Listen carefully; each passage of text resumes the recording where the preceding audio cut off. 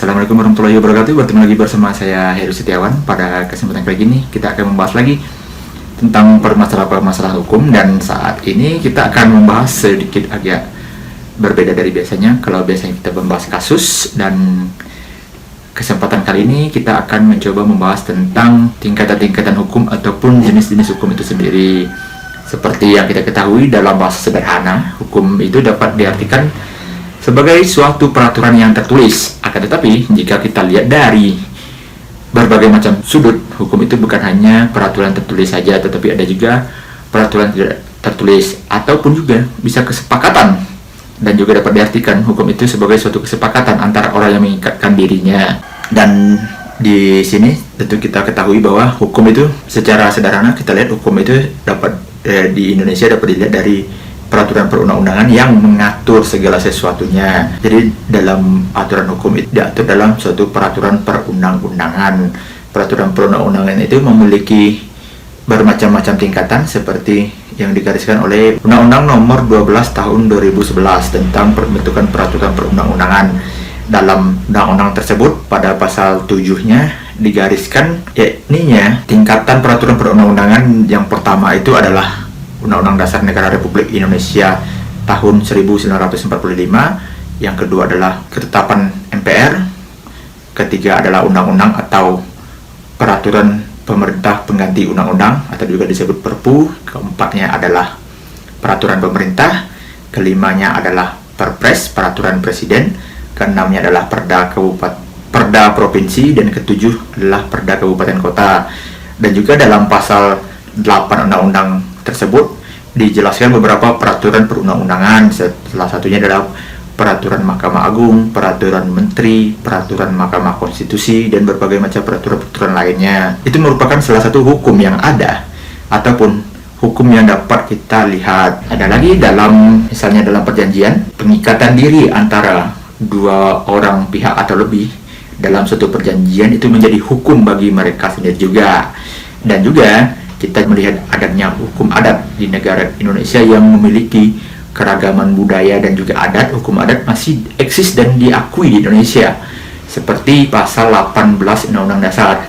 Ketika kesatuan masyarakat hukum adat itu masih eksis dan juga memiliki hukum yang berlaku, maka itu tetap diakui sebagai hukum yang berlaku di masyarakat. Untuk masalah hukum ini ada juga yang disebut dengan living law, adalah hukum yang hidup dalam masyarakat. Hukum yang hidup dalam masyarakat itu tidak harus merupakan hukum adat dan tidak harus merupakan hukum yang tertulis. Jadi dia itu telah menjadi suatu ketentuan yang tidak tertulis, baik itu secara adat ataupun tidak, yang hidup dalam masyarakat, ditaati oleh masyarakat tersebut. Itu merupakan bentuk-bentuk hukum. Kita harus ketahui, karena negara kita adalah negara hukum, jadi setiap tindak tanduk orang itu dibatasi oleh hukum. Apakah hukum dapat menjangkau ke seluruh aspek kehidupan masyarakat? Tentu saja tidak. Banyak hal-hal yang tidak diatur oleh hukum. Diaturnya oleh apa? Tentu saja oleh kebiasaan, adat, living law-nya, ataupun kearifan lokal. Itu merupakan salah satu panduan kehidupan bermasyarakat. Namun, di samping itu semua, ada lagi yang kita sebut dengan namanya etika. Dalam bernegara pun kita juga ada yang disebut dengan etika bernegara.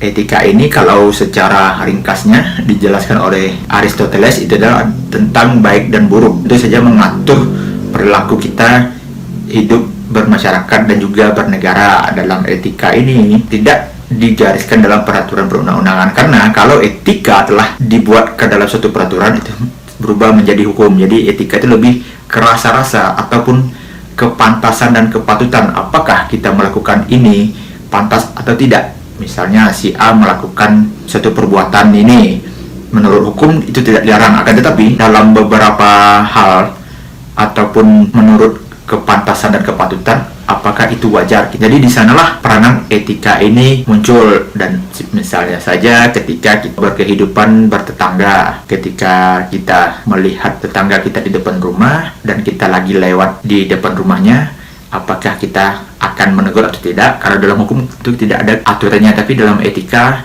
tentu itu suatu, terlebih dalam adat ketimuran, tentu menyapa orang tersebut itu bukan kewajiban, tapi lebih ke rasa kepantasan dan kepatutan. Begitu juga dalam kehidupan bernegara, ada etika yang berada di atas suatu peraturan hukum tersebut.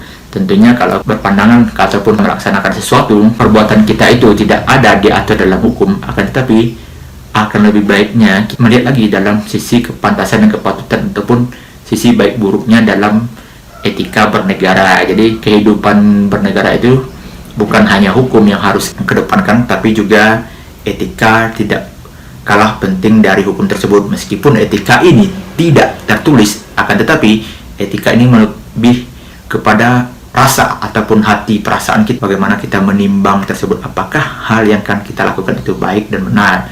Begitu juga ketika seseorang dalam bernegara, ketika dia melakukan sesuatu, meskipun hukumnya tidak melarang ataupun tidak ada pembatasan, tetapi dia itu haruslah memperhatikan lagi etika dalam kehidupan berbangsa dan bernegara, karena bagaimanapun negara kita merupakan negara hukum dan juga menjunjung tinggi nilai-nilai etika ataupun nilai-nilai kesopanan bagi negara kita. Tidak semata-mata dalam berkehidupan mementingkan peraturan hukum. Jika tidak ada aturan hukumnya, kita tidak ada masalah.